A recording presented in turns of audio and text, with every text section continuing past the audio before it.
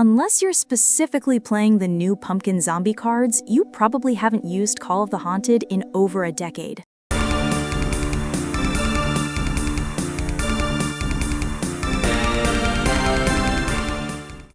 I'm your host, Nadi Nina, and welcome back to my series about Powercrept staples.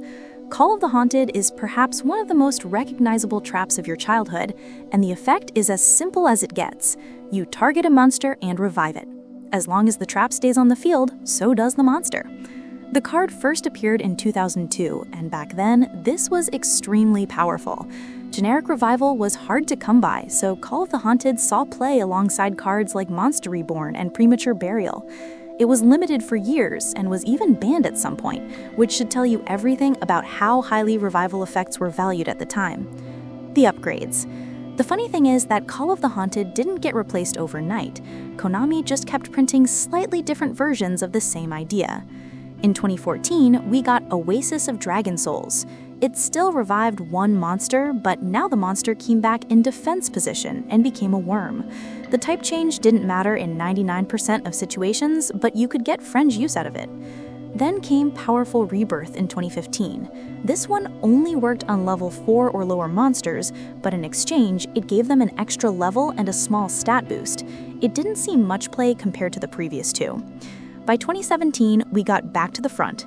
It was a normal trap, which meant the revived monster no longer had any strings attached, so your opponent couldn't undo the revival with MST. And then in 2023, Konami dropped Double Hooking. This one asks for a discard, but in return, you can revive up to 2 monsters at once.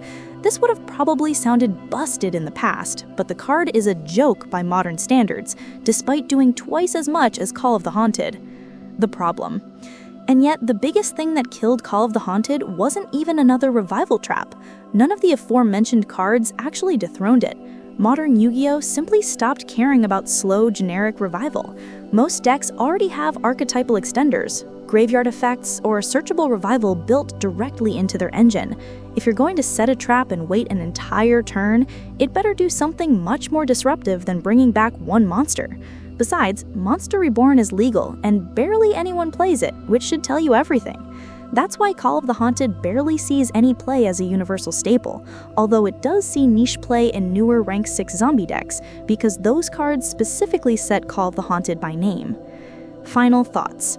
In all honesty, I'm happy that this old trap found a home in a niche archetype, which cannot be said about a lot of cards in this series. It might never be the universal staple it once was, but it will forever be a reminder of how much the game outgrew it.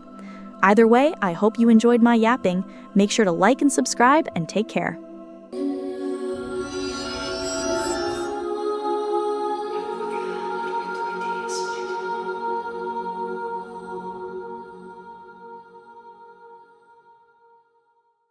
You did make sure to subscribe, right?